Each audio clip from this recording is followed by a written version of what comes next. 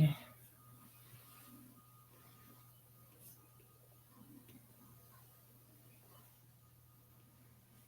Okay, so that works. So that one's already like Yeah, style put. we're already live. Okay, so we want to welcome you to today's episode of Live with Coach Bosse. And so I will not be doing the program alone today as well. I have my dear husband here, Yomi Fabayimi. Hello, good afternoon, everybody. Thanks for joining us. Okay. We are still expecting Wale Oshewa. He will be coming online just in a couple of minutes. So we don't want to keep you waiting. That's why we decided to start it off. So what would you help us do as you come online? Say hi to us in the comment section. You can tell us the city you are joining us from, and we will just take it up from there. Also, help us share it because if you are on Facebook or on Instagram or YouTube, help us share the link to invite your friends to come and join the conversation. So today we want to look at something very interesting. I did a reaction video a few days ago, um, referencing the a video that was trending about a lady that claimed to be a side chick and said that, in fact, that ministry of side chicking is is very very good, and that it's a noble service they are offering because having a side chick will help the man to keep his marriage. And interestingly, in the comment, you will see some people saying, and she's actually making sense. So, and some people would say, which type of sense? Where is the moral? What is wrong? And all of that. So that prompted us to say, let's talk about this. And what we want to look at is, why would somebody decide to say, I need a side chick? The lady said they help in relieving stress. Is it really true that it helps to relieve stress? If it is not true, what are the alternatives? What are the options out there for people to explore? So we will just be, the conversation will be interesting. I want you to just talk to us, ask your questions, drop your comments. Don't leave it alone to us that you're doing your thing. Please, let's participate. We would really, really love to hear from you. So here we go. I'm going to start off by asking that I want to ask you, who is the side chick? Oh, interesting question. I mean, I'm not sure there's any. Body that does not know. Yeah, and I'm not sure there is any definition in science or whatsoever about side chick. But the whole idea is a case of a married man who has some extramarital affairs with another lady, and that lady is referred to generally as a side chick. Why is it side chick? One, the person is assumed to be on the side. So there is a man and a wife. So those ones are the main, but there's somebody by the side. So that's why it's side. Then why is he a chick? It's typically seen as the person is typically a female and typically maybe more younger or more EP than the wife at all. So that's why it looks like chick from chicken, right? So a budding, younger, more glamorous person compared to the wife at home. So that's why it's side chick. Side chick. Okay. Interesting. You said that the person is usually younger, more hippie, maybe more adventurous, more playful, and maybe a little different from the wife at home. Wow. Yeah. So that lady in that video was saying things like, me, I've been at home all day and I have his time. So probably the side chick, maybe that lady in question does not have a job, and she doesn't have a child to look after, so she kind of like stays alone at home all day waiting for Mr. Chairman to come so she can give him all the attention. Okay, so I want to look at this, that so what are the real issues here now? There is a younger lady outside that claims to have more time for the husband than the wife at home. The issue is that if a man says, I am stressed and I need a side chick to distress, is that a wise thing to do? Is that the only thing you can do to distress if indeed you are stressed? Because that lady was using the example of Lagos. He said if you live in Lagos, there's so much stress. So men that you work in Lagos, or you work in a city that there is so much stress, is having a side chick the antidote, the anti-stress, the tablets that you need? I mean, I when I heard that, I found it very, very ridiculous that somebody will be justifying having a side chick all because of stress. So let's talk about stress. Anyway, one interesting thing is, stress is part of life, and some cities have more stress than others. And everybody finds a way to manage, prevent, avoid, transfer the stress to somebody else. And there are healthy ways to do that. So there are people that get stressed up and they say, I'm getting stressed, I'm going to sleep. That's an healthy way to deal with the stress. Some people will say, I'm getting stressed up, I'm going to drink. That's a way they want to do it, but the drinking has its own repercussions on their body. So we must also always know that stress needs to be managed. Stress needs to be responded to in a healthy way. I lived in Lagos for many years, worked in Lagos, and if anybody talks about traffic stress, I think I know a little bit about it. I worked in Lekki and we lived in Ojoju. So if you know Lagos, when you walk in Lekki, you meet the first stress of traffic, the Lekki traffic. Then you get to the next traffic, the Faloma traffic. And then you get to the next traffic, Osborne traffic. Then you get to the next traffic, which is Third Milan starts with Iyanoworo traffic. Bagada traffic, then Iyanoworo traffic. When you survive Iyanoworo, Ketu Alapere traffic. When you survive Ketu Alapere or Jota, then you go to Bega. And because we live after grammar school, there's another traffic for you in grammar school. And then before I get to my house in Ojodu. So I understand that. And it's a commute that can be between coming back from work between 2 to 4 hours. I've seen times when I left the office at 4 on occasions and I got home at 10, at 11. So I understand the stress there, but there are healthy ways to deal with the stress. Going to get a woman that you go and spend like that really try to describe in that situation cannot be an good evening. Good evening, welcome. Because in this, I'm so sorry I'm late. Okay. No problem. In this particular case, what you're doing is that the lady is not relieving your stress. It's just giving you what looks like a placebo. You need to rest. So you have been in traffic like she described for hours. What you need is rest. What you need is something that will relieve you of the stress, which is typically rest or sleep or some good meals that will calm you down. And if you're a man that has high blood pressure, maybe you need to actually take your blood pressure medications at that instance.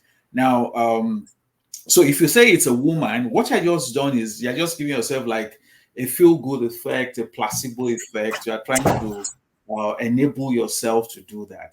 It's not an healthy thing, because it's not just about a woman, it's also about the fact that it is infidelity, it is cheating on somebody else, it is taking advantage of somebody else. And don't forget, your own opinion, you think that's all you're doing, but this lady that is providing this service to you, what you really don't know is that for her, she's providing a service.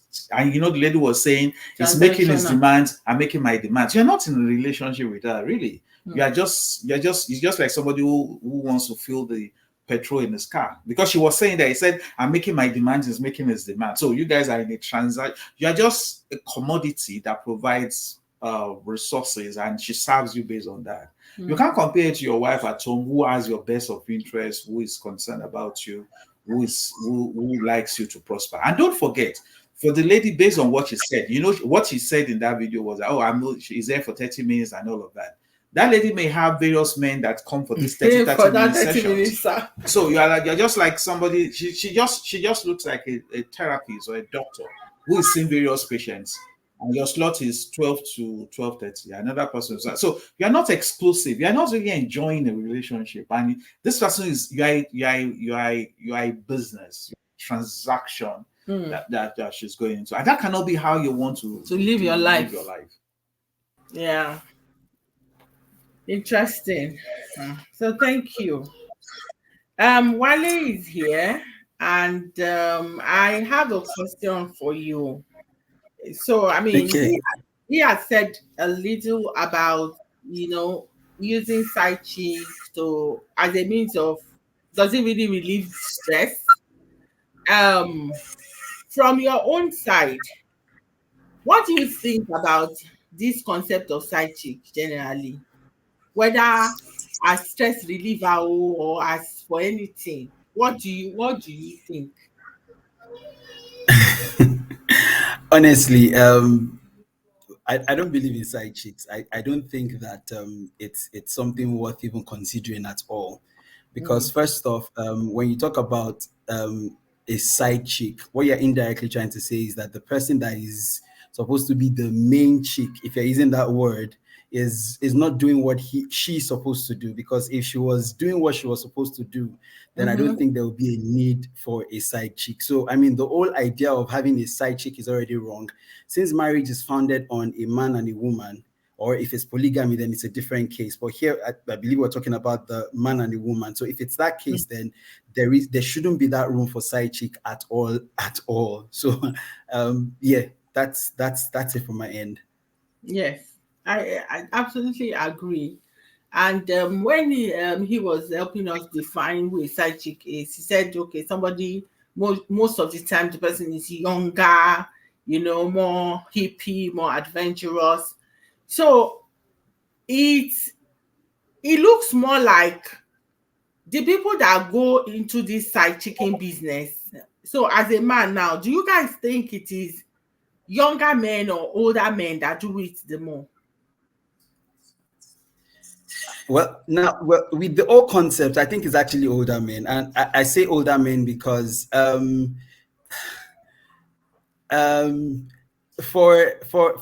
because I know that there'll be young guys that do it as well. But it's just a thought in my head that it's the older man that is probably looking for someone because he's been in marriage for so long and he feels like, oh, maybe his wife can't deliver anymore. Or I mean, I don't know what the rationale would be, but I believe that a younger man who is focused and has an understanding of what it is that he wants to get will not get himself into looking for a side chick in the first place. Because I mean, like Uncle Yomi had said even before, just while I was listening in, he said something about the fact that it's even cheating in the first place when you're having a side chick. So that means that you're already breaking the trust that you built, that you committed to when you made your marital vows, because you said it's till death do us part and all of those things. So if you're saying that you're going to be with this person, then you want to stay with that person irrespective of the situation. So I mean, it seems like older people do it, but irrespective of the age, I don't think that anybody should actually find themselves in that at all. Exactly. So whether you be a young man or an older man, side chicken, side chicks, side whatever, it's not advisable. I mean, if you watch what you listen to that lady, she said, "Oh, it's so transactional. You know, when it comes, I am giving him what he wants. Me too, I am making my demands. He's making his demands. I'm making my demands." And I'm like, what an expensive life for, I mean, for that guy that is having side chick. It's so expensive because Yes. you have responsibilities at home, then you have gone to now carry another responsibility outside. And this responsibility that you have gone to carry wants to collect as much as possible Yes. from you. The person does not send, doesn't send you. So what's Yeah. now the benefit? You know? You know, when I saw the video, one of the things I told my wife was, I mean, everything that she said was unfounded because everything that she listed, if you actually look at what husband and wife should actually do for themselves, those things that she had mentioned are things that you should naturally find in marriage. Now, and I was telling her, I said, so there is the ideal situation and then there is the reality. So in an ideal situation, the wife should be able to, I mean, if the husband is the one that is coming later from the office, then the wife should be able to welcome the husband and, I mean, just attend to him at that point in time of coming home from work. And if it's the wife in that case that is coming late, then there should be some sort of that, oh, welcome, honey, and how was your work and all of that, even from the other side. So if a woman now says that, oh, she's going to rub his head, she's going to rub his tummy, I mean, that is naturally found in marriage. So what's new about the service that you are giving that the wife cannot give? I mean, yes, I understand that there's usually a lot of stress things from work and all of that, but every man should ideally come back home to relieve that stress. It should be that the man is looking forward to his house. Yeah, I mean, there can be that issue of, oh, you made a mistake in marriage, or you feel like you made a mistake in marriage, or somehow you guys are not working together to resolve your issues. Then that the solution to that is not actually looking for a side chick. The solution is actually both of you coming together to resolve your situation, because I believe that underlying all of that situation that they might be having in the marriage is actually communication issue. And if they resolve that communication issue, then they will be able to understand themselves and attend to each other's needs, whatever it is. So, I mean, if couples start to actually, because if we're frank, what the man is trying to do is to run away from his actual responsibility. And I mean, one of the things I've realized is that a lot of the things that people, not just men now, run to find solace or comfort temporarily, I mean, it's a temporary thing. It only gives them comfort for that few 15, 20, 30 minutes, like she said. And after that time, you still go back home to face the reality. And that thing of where she said, when he gets home, I mean, he'll be able to face the pressure from the wife and all of that. That is a big lie, because I can guarantee that what he has done coming back home would only make him wish to be more with the side chick than to be with the wife. Because if he's getting what he wants from the side chick, then one day we'll wake up and say, you know what, if my wife is not giving me what I need, why am I staying with her? And so indirectly, in the long run, what that lady has done is more havoc to the marriage than helping the marriage, like she said she is doing. So I think that's really where, I mean, if we're actually looking at the situation straight, the side chick is actually causing more problem for the wife and for the marriage than she says she's actually solving. And the temporary solution that she gives only worsens the matter in the long run. I mean, the same way people go to drugs, they go to alcohol and all of that. It gives them that temporary satisfaction. But when they're back to themselves, the problem still remains. They still have to face that problem, or else it destroys their life, it destroys their marriage, it destroys whatever it is that, I mean, they felt they were trying to run away from in the first place. Yeah, very, very true. We also need to just keep on emphasizing that having a side chick is infidelity. You know, Yes. this day you will hear somebody will say, but it's not deep. I don't have feelings for her. It's not I mean, that deep. it's not that deep.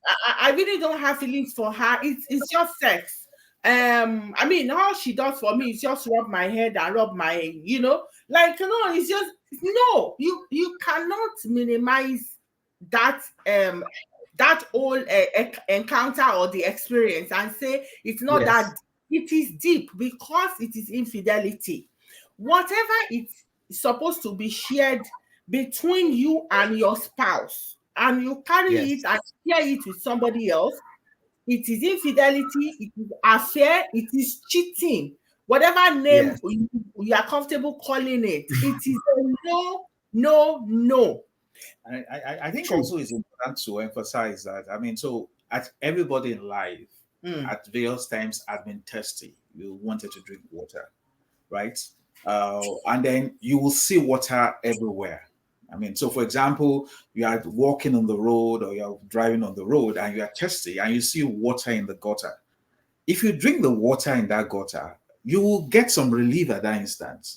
But you're going to True. have a lot of trouble in the night because your tummy is going to rumble, right? So Yes. it's the same thing about where you're supposed to go for a solution. So you have an injury and you are bleeding and you are going to the hospital, and along the way you see a sign that says Doctor Abalist, about doctor, or whatever. Will you turn there? I mean, you wouldn't turn there because you are going to the hospital. So I think one of the things that you put at the back of everybody is that if you are in a monogamous relationship where there's an expectation of fidelity, where there's an expectation of fidelity, your wife, your husband should provide certain things For you. exclusively to you, which is very, very important. Any other person that provides it is just a short-term problem that you are trying to solve with the wrong tool. I think it's also important for us to ask the ladies who are also doing that. One interesting thing is as part of this male-dominated system, which sometimes is unfortunate that women perpetuate too. So that lady there was trying to justify as if the man is the only one that has needs to stress. Yes. Are there no women working? Should they also go to see a side talk, Side guy. or whatever it's side watcher? Should they also go to that part? I mean, it's just a very negative way of looking at something. And let's be very real. In this case, this lady, because we're not discussing something abstract, we're discussing a lady that was describing her experience. This lady and that man, they both have a wrong concept of marriage. Something must have happened to her that she sees marriage in a particular way that has now made her feel, because it's different enough, it's bad enough for this side chick to say this is what I do. It's worse when that person now believes. I mean, you can imagine that level of acculturation and level of mind balance. I am helping the home, so it's not that I'm not doing anything bad, I'm doing what is right. So both of them have a wrong concept of marriage, which might have been because of their own experiences, whether what they saw with their parents and whatever. And both of them are reinforcing a pattern that was mutually destructive. The man has needs. Rather than go home to meet the needs, he looks for an halfway solution. The lady also wants to have somebody to supply that need to. Rather than get a stable person, get married with somebody that she can offer that service, get somebody who comes for 30 minutes. At the end of the day, both of them will never be fulfilled in what they're doing. Because this 30 minutes touch and go business, how long is she going to sustain that? She's still young. Yeah. Is that what she's going to do for the rest of her life? Yeah. And then she was saying, well, my nipples is in front of him and all of that. And she feels that's what brings the man to come back. I mean, that's it. Based on what all the things the lady listed, this man can actually replace this person in the next another lady that is willing to do this. Because all you are doing is just service, like me changing my barber, right? So herself is not setting herself up for what is sustainable for herself, and that's something that's very important for us to talk about. Yeah, thank you. Yes, I was also thinking about it, that for that lady to be doing something that is obviously very immoral. I mean, because in today's world, the society doesn't want to allow us call bad thing a bad thing. That something is bad. They want us to say, it depends. You see, in this situation, it does not depend on anything. What she's saying is wrong from all angles. You can imagine what her parents, we are parents. Mm. You can imagine if her mother listened to her saying that, she does this for a man, she does that, and then she's saying that she's offering service to help the man's marriage. So for that kind of person to be thinking that way, there is trauma somewhere in her life, and that has made her to Mm. really be justifying bad behavior. So nobody should Yes. be out there and be confused, because some people are saying she's actually making sense. See, she made no sense. Eh? There is no sense in what she talked about. There is no sense. So I want us to now talk about the dimension where some people say she's actually making sense. And that point is the fact that they assume there is fire at home. They assume that the home environment for that married man is not conducive. She said that Yes. so that when the man gets home, the man can go and face the heat. They assume that all homes is on fire. Mm. All home Yeah. is on fire, and then somebody is helping the man, equipping the man, with fireproof, so that when he goes into the fire, he's not going to be consumed. So let's talk about really homes that are hot. So that assumption that if the home is hot, what should the man do instead of going to a side chick to get fireproof? Okay, I think there are a Okay. couple of. Okay, Wale, please go ahead. Wale, go ahead.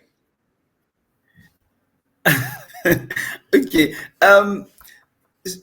So, and I think I touched a bit on this earlier, and I said first off, I think that, I mean, when the house is on fire, in quotes, basically the first thing that they need to do is even come to a point where they understand themselves. I think one major barrier in marriage, or one major issue in marriage, is communication. Because once communication is lost, it becomes difficult to even resolve any issue at all.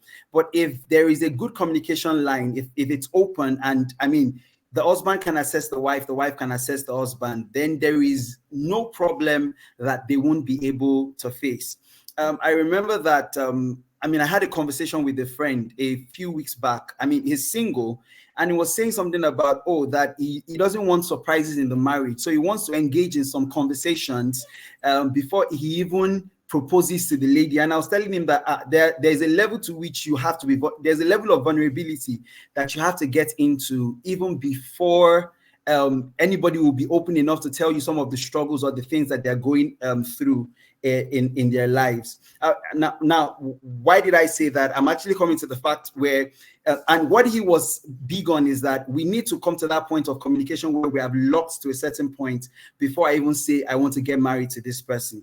And yes, that's a build. So, but in the marriage, that communication should have been established to a certain point, even if it's your first, second, third year and all. So if you guys are locked in terms of communication, then if the husband feels like he's not getting what he needs from the marriage, then he can actually come to the wife and tell her exactly what it is.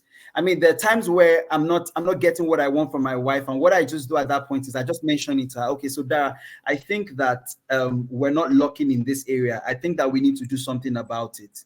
And we sit down and we talk about it. Sometimes she might not be in the mood at that point to have that conversation. So, it doesn't go fine at that point, but somehow we always find a way to revisit that conversation, and we're able to resolve it. And so there isn't that thing of, I cannot reach my wife, because that's the painting, or that's the scenery I'm sort of getting from the story. The man cannot reach his wife, because if he can reach his wife, then the things that he needs, his wife will be able to provide. And like Uncle Yomi also said, to the flip again, the husband, as the wife as well, should be able to reach her husband if she has some certain needs. And so if there is any heat in the family, it's understanding that I'm not against you in this matter. We are in it together. And if we can sit down and look through it together, then we can resolve the matter. And like I said earlier, everything that she said she's going to provide should actually be in the home. And so if they don't have it, then it's that conversation, it's that coming together to resolve the issue that needs to be addressed first off, before you even now talk of any other thing else. Yeah, I agree with you. I mean, great point. What I would just like to add is that the question of when people have problems, they should look for the best solution to the problem. I mean, life, life happens, and there are problems in relationships, in health, in finances. So if you have problem with your finances, there's a right way to resolve it. If you have a problem with your car, you're not going to say, "Oh, I have a problem with my car, so let me drive my car to the barber. I'll let my barber help me resolve." No, you look for the right person that can help you resolve that problem, right? So if somebody has a problem at home, like Wale said, the important thing is resolve with that. Since marriage is about two people, then the two of them should be involved. And that's where the questions of potentially having people that can help you, talk to you, help you resolve it if you can't resolve it on your own. Again, the question of, okay, the home is odd, so what do I do about it? And talking about Lagosians, quite a number of people in Lagos use various ways to differ. So for them, home is like limited exposure program, right? What do I do to get home and spend a short time away?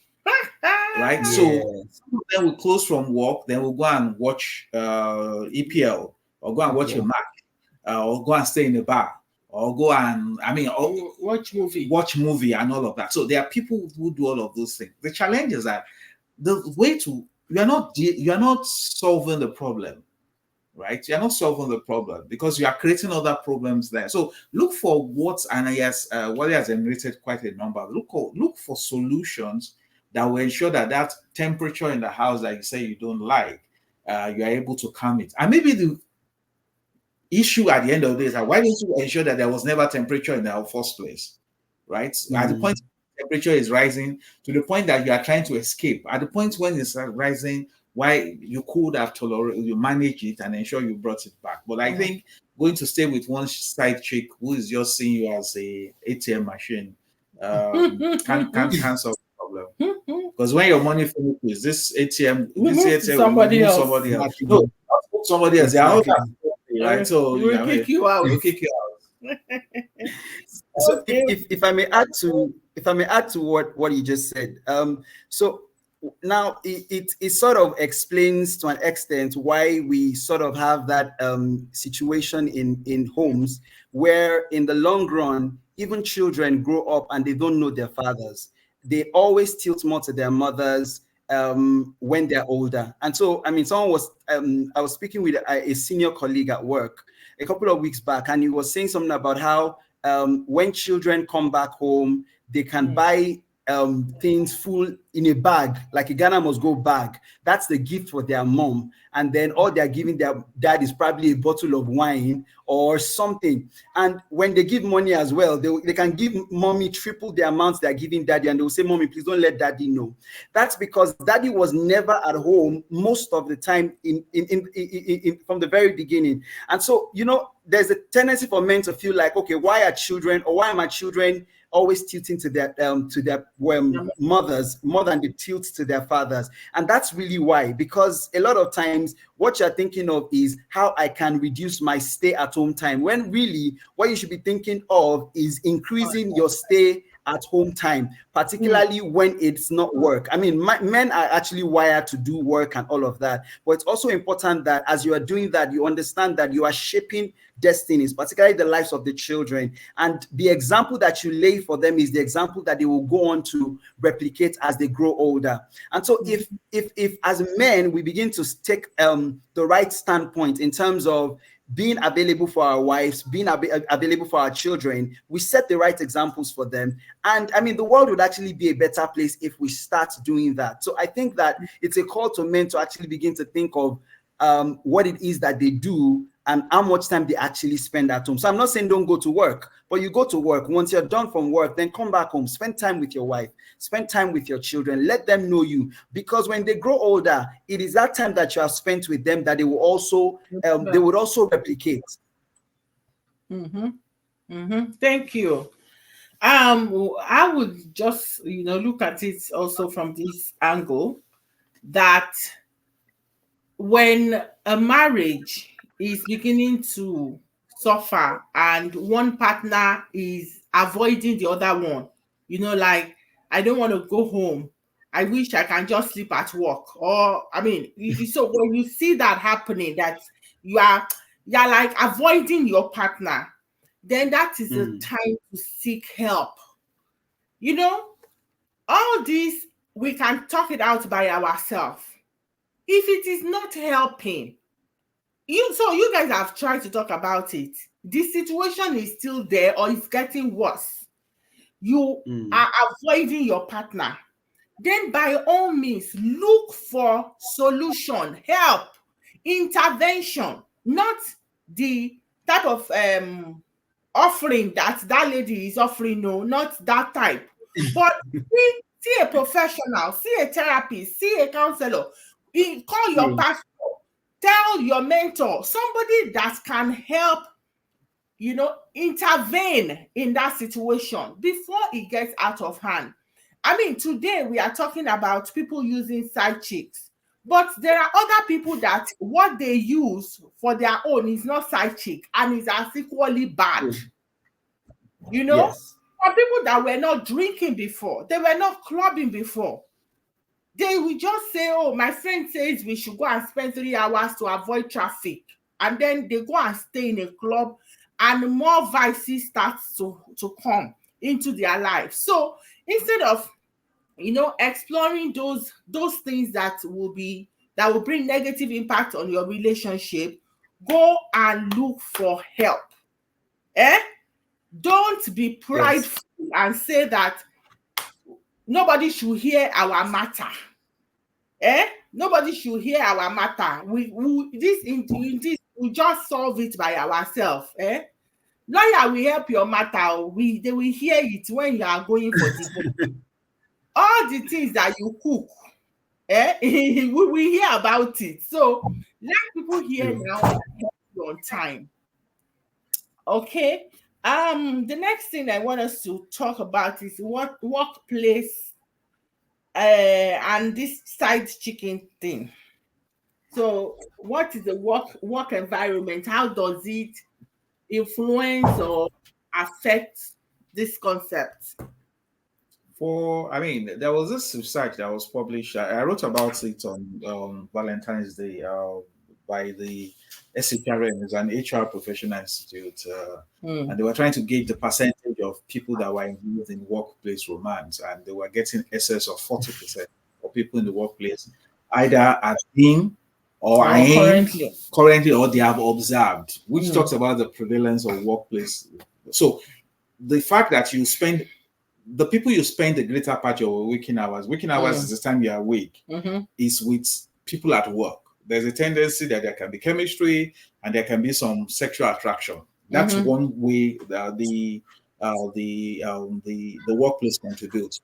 Also, the fact that the workplace also brings exposure to different people. So in this case, you are having a John, a Moses, a Mary, an Abraham that you are working with, or an Ishmael, right? Those people, you start to like them, there's a thing, another exposure. Now, work can also expose you because you travel, right? So you are on training. They send you on training to go to Abuja or to Ottawa or to Montreal, and you are staying in an hotel for 3 days. And then another colleague of you is also on the trip. And then things can happen while you're in that hotel. Work assignments.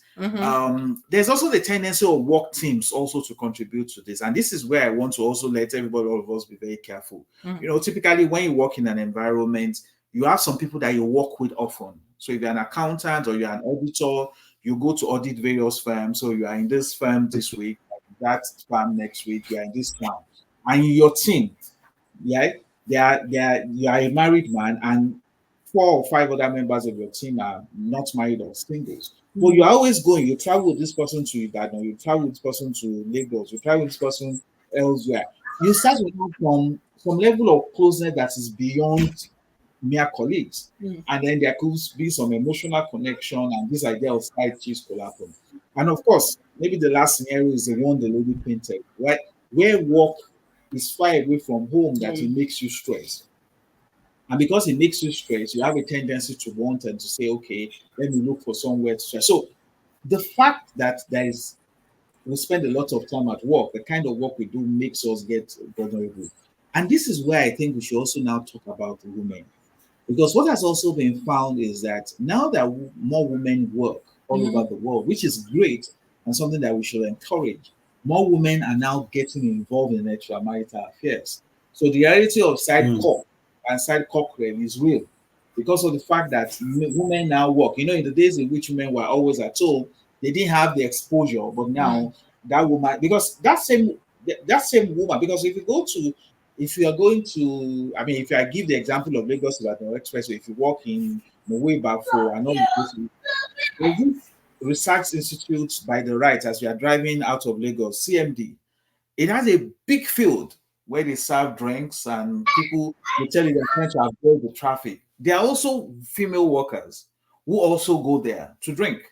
So what you realize that the workplace has also made women become more vulnerable to having this this relationship with men. And so all of us should be very careful, whether we are men or whether we are women, that attractions can happen, chemistry can happen. You can start to like somebody more than you, or you can start to know more about somebody than your spouse, and you are likely going that way. Once you realize this, it's time to pull a plug and come back home and do the right thing.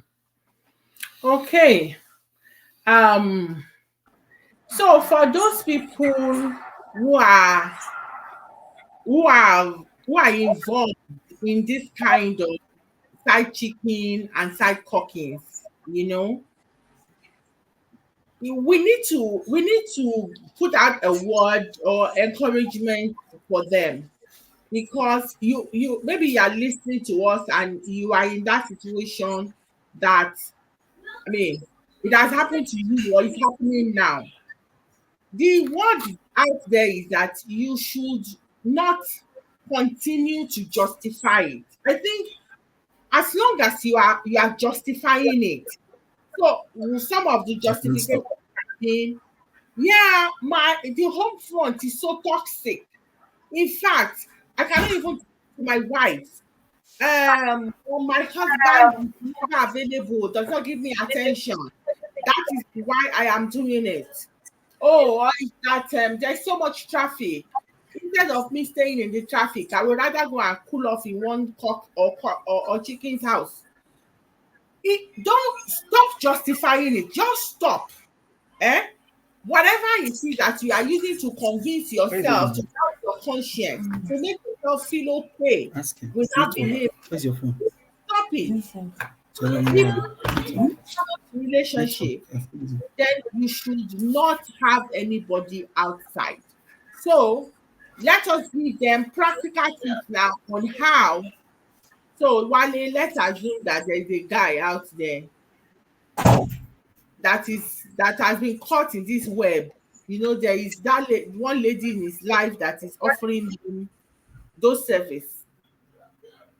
What should he do now? How can he stop? Wale, did you hear me? Breaking. Oh, okay. I can hear you, but it's breaking. Okay, so, I can hear you now. So the question is that if there's a guy who already has a side chick, what can he do if he wants to get out of it? Okay, he needs to let his wife know. And I think that, I mean, by now I'm sure that he had his reasons for getting into it. And sometimes it's not even because he had a reason for getting into it. It might just be something that boundaries were not set. And so they didn't know when they went overboard. And so now, because they've gone overboard, it's difficult for him to either go back, or maybe the other side is even trying to blackmail him or something.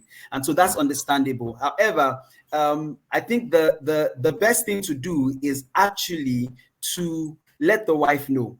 But I'm sure that the guy already understands the nature of his wife, and he knows how she will respond to that kind of situation. So it's important that he now knows the best person he can reach out to that can be with him to actually tell his wife. Because the solution is actually to come open to your wife. If you cannot come open to your wife, I don't think there's still any way to redeem that marriage. So if you can say, oh yes, I want to stop, right? But it's actually difficult to stop if you don't come out into the light.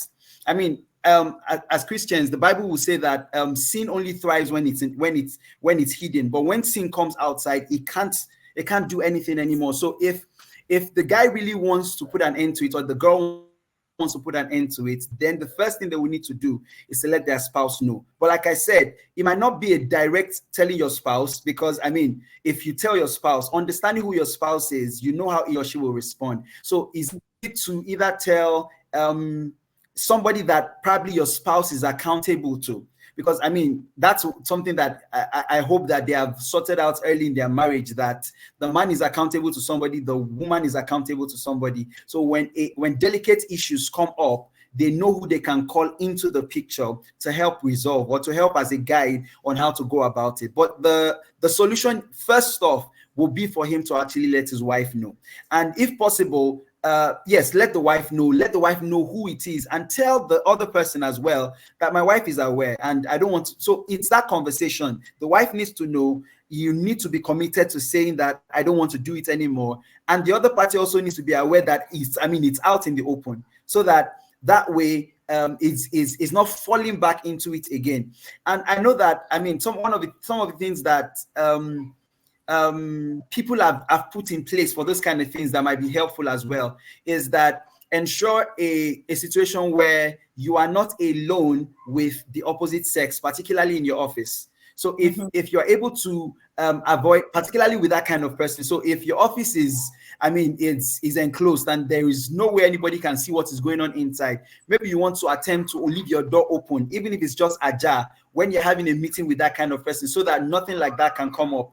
In terms of trips, you are staying in the same hotel, then you don't want to have meetings in your rooms, except it's a large number of people. You probably want to go to the foyer or something to have that meeting. It has to be an open place to ensure that there is no accident, because sometimes you say, oh, it was by mistake or it was by accident. So you need to put all of those checks in place to now ensure that it doesn't happen again. But the first thing would actually be coming out to the light and saying, this is what has happened. I know it's wrong. I'm sorry. And I'm ready to make amends. But like I said, the making amends might not be a direct route, but I mean, that should be the first thing to do.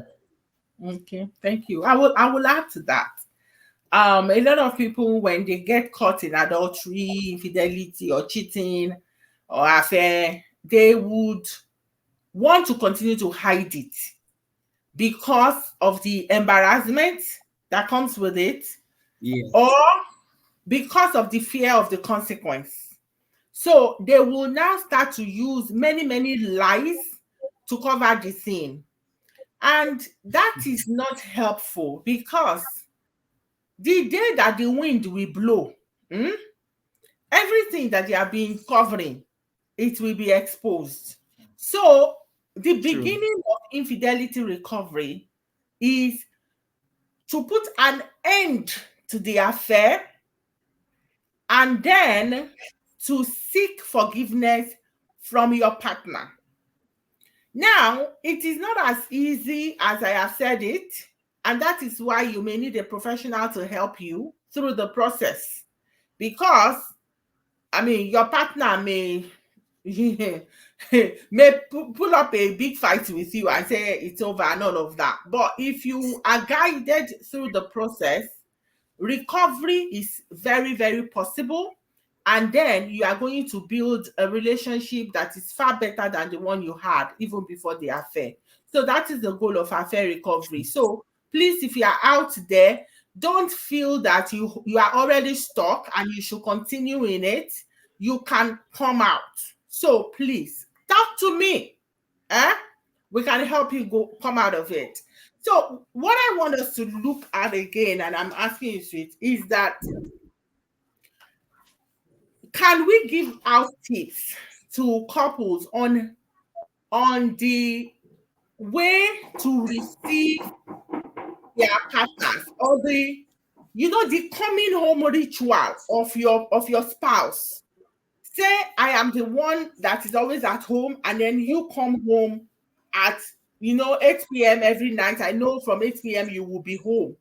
What are tips that we can give to couples of what they should make that period to look like, and the things that they should not do within that period? Okay, interesting question. I think it's a so there are various factors that can influence how that works. Who comes home before who? That is always the man that comes later. Now there are women that come much later. But what is important is that both parties need to have a sense of responsibility towards that time. So for the person who is at home, the bigger obligation is on you to ensure there is a respect for the welcoming the person desires. And if you are not a prophet, you may not know what the person wants. So you may ask, oh, when you come back at 10, or when you come back, what do you like to do? Some men will say, oh, what I want is I just make sure that hot running water, I want to have my pad. Some men may say, oh, what I want is I just want somebody to help me remove my shoes or my sock. Or maybe it's a case of a woman that says, all I just want is something to just remove that my eye. Somebody say, I want food. Somebody may say, I want cold water. So it's better for the person at home to ask what the person wants. So for example, when I come back from a long trip, I remember I came back from a long trip and somebody, I don't know who was at home, was saying, what would you like to eat? And I'm like, I don't want to eat no jack. Because food. When I'm tired, I don't want food. But some people will say, immediately I get home, I'm going to just eat one or tamala. So it's good for you to eat, and then respect whatever the person wants. So that's one part of it. The other thing is that know what you should not do. So this person comes home and doesn't want to talk. Allow the person to be quiet. This person comes home and wants and doesn't want to talk about the economy of Nigeria. Don't bring a issue about economy. This person comes and doesn't want you to tell them, oh, our firstborn has done this, our second. So it's a question of one, know what, check your network. Do it. Number two, know what the person does not want and then avoid. Now, for the person who is also coming home, it's also good for you to also have your own ritual. As you are coming home, you need to start to debrief yourself. Because what people are, okay, so you had a stress today at work, things were bad, your boss shouted on you, you didn't make the sale, you're disappointed. Hey, you left work, you're coming home. As you are coming home, you need to start to decompress and start to reprogram your mind. Okay, I'm going to another world. I need to do better than what I did at work.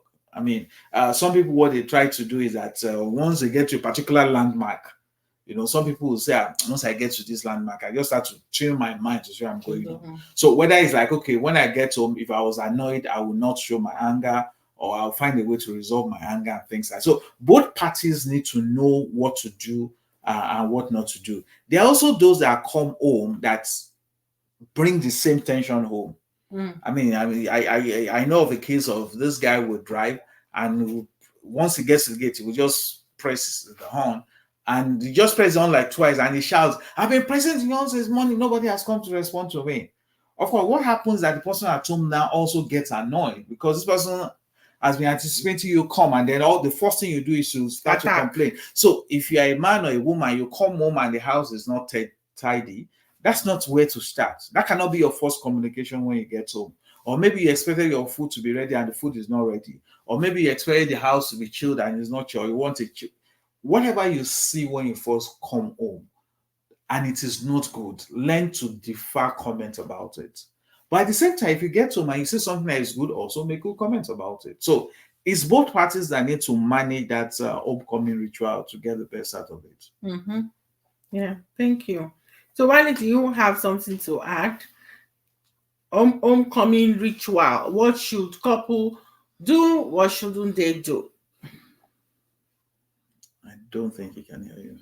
Wally? Okay, so one of the things that I've had to do in terms of marriage personally is give grace to my wife. And what I basically mean by that is, I mean, there were things I had a particular way of doing a lot of things before I got married, and based on where I grew up and all of that. But when I got married and I realized that perspectives were different. I mean, thankfully, we have Coach Bosse here, and we had our counseling session with her before we got married.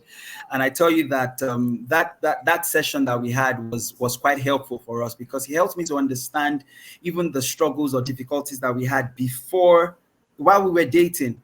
And so a lot of times I remember a lot of the things that we talked about then, and it helped me a lot to navigate marriage with my wife. And it's not as difficult as it would have been if we didn't have those sessions, because it was eye-opening for me.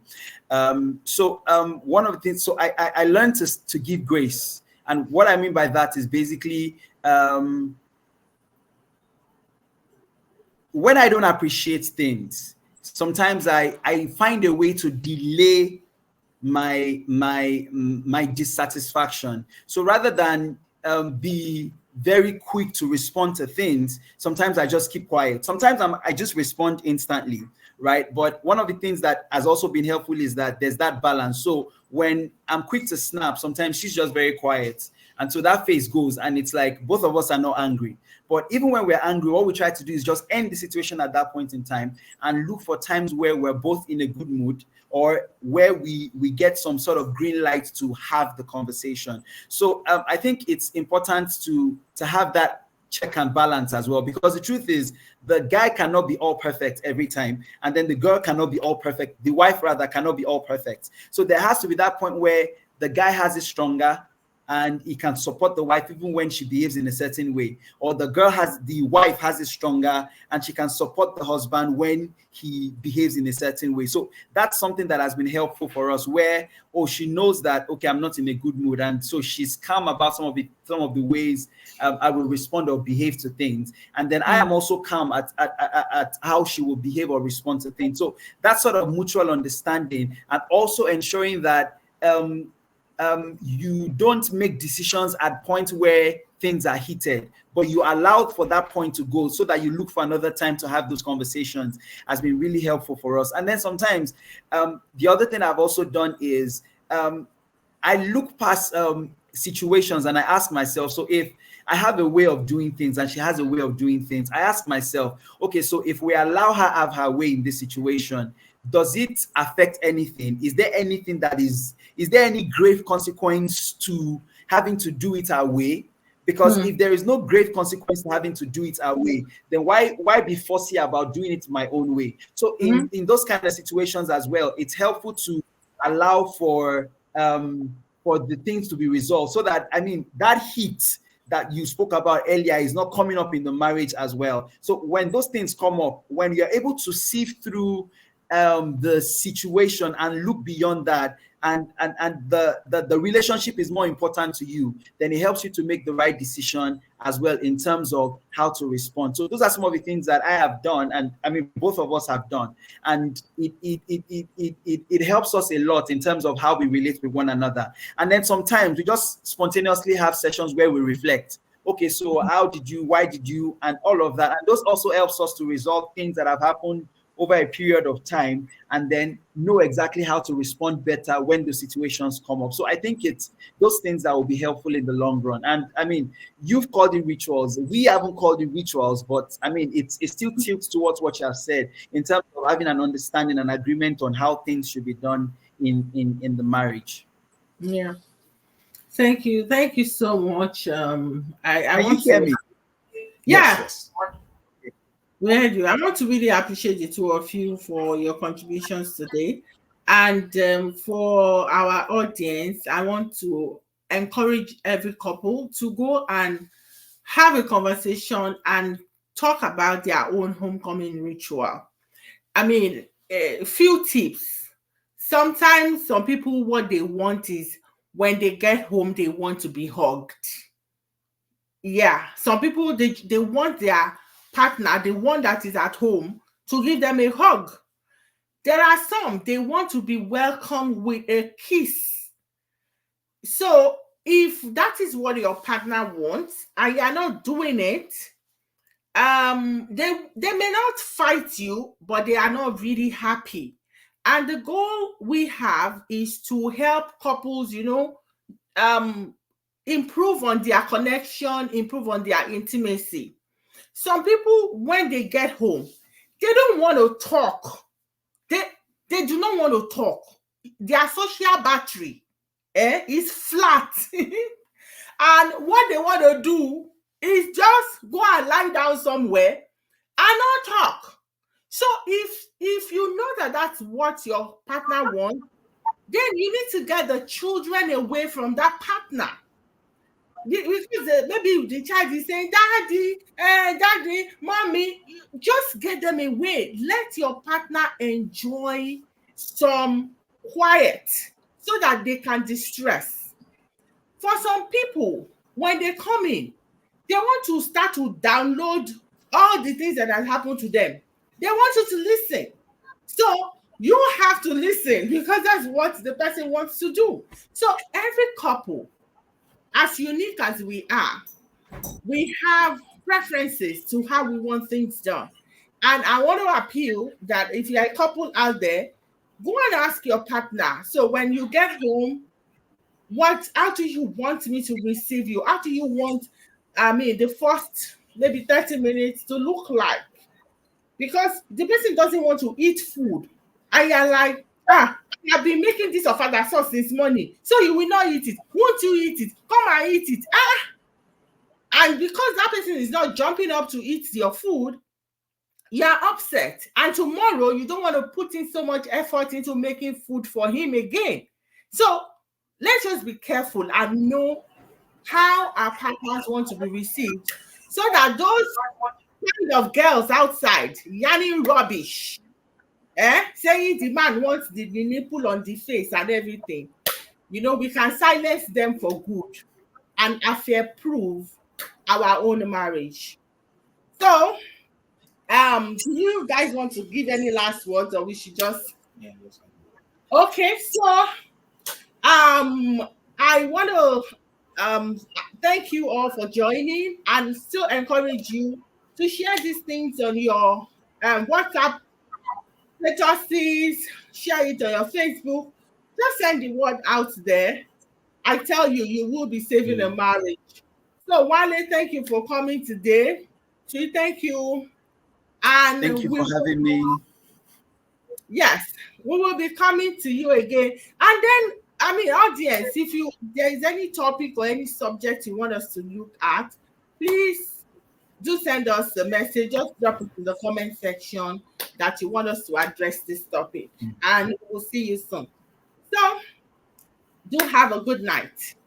Thank you very and much. Enjoy the rest of your day. Bye. Bye.